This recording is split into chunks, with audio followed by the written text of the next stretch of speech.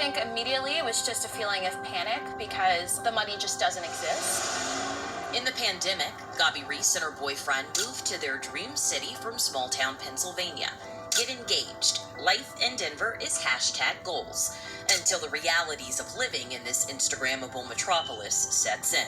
Then out of the blue, he kind of hit us with, okay, it's going to be $2,500. And he was a real estate agent. And he was like, and if you don't want to pay $900 more a month, then you're going to have to buy a property from me. Gabi's rent went from $1,600 a month in Thornton to $2,500, a 56% increase. Take it or leave it. We just felt like really at a loss. Like there was nothing that we could do. It happens in such a short amount of time. It really does. Like the pressure is applied and then it's like you have to act fast and it's really overwhelming.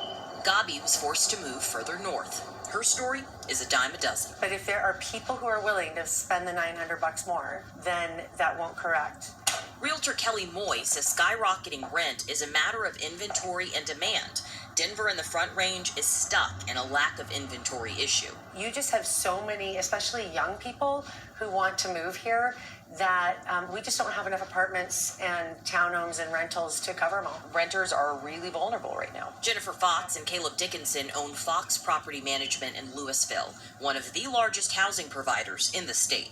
Our occupancy rate is at 96%. So we don't have vacant properties. You know, when we put something out there, it gets rented. A quick sweep of Zillow will make your head spin. Rent.com says the average price for a studio in the Lohi neighborhood averages $2,163 a month. It's $2,598 in Cherry Creek. $3,083 in the Lodo neighborhood. A studio.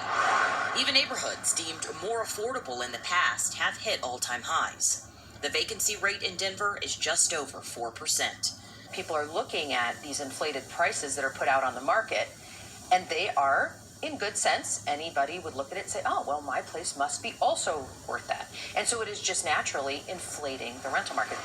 Caleb says rent generally increases about 3 to 5% each year. In 2022, they've seen it go up 20, 30, 40, or like in Gabi's case, over 50%. But just people who are living in their homes, paying their rent, taking care of their space, are going to be evicted by rent increases because landlords know they can get higher rent.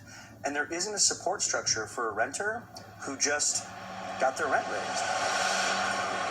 If you're priced out and you manage to find something you can afford, good luck being the chosen one to sign a lease. It's incredibly competitive. It's just like it is if you're buying a home. So most renters are competing with, up to 50 to 60 other applicants. Kelly Moy recently had 64 applicants in less than 48 hours for this Westminster townhouse. The applicants were so overqualified for this place, and the amount of interest was really unbelievable. Kelly rented the townhouse to someone who paid rent for nearly a month before moving in. And it's one of those sort of rich getting richer, poor getting poorer. We're having inflation all over the place. And so what an owner says is, well, my costs are going up, I'm going to increase my rent. But that puts 100% of this inflation cost on the tenant, who is not necessarily in the best position to take on all of that inflation. Fair? No. Reality? Oh yeah. I think likely we've set a new bar, and I think it's going to be hard to come down from that bar, but I'm not sure that it will necessarily keep going up. But I think a correction may not be likely. While the rental landscape is daunting, our experts do have a bit of advice. They say lock into your lease term if that's an option for you. Think about areas of compromise. Do you really need that garage or the walk-in closet? Get a roommate. Realtors are even seeing families joining forces to afford homes that fit the lifestyle they want to live.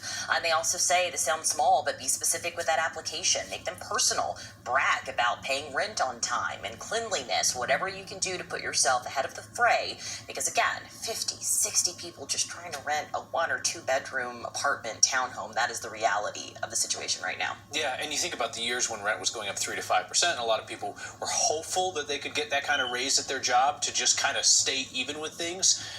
People are not getting 20, 30% raises at jobs. I mean, that's just killer And like Caleb said, there is no federal protection. There's no structure in place. If this happens to you, like Gopi, who we interviewed, luckily was able to move north and find something. But there's so many people who are left kind of stranded, not knowing what to do. And now we're seeing people even move out of Denver and the Front Range altogether.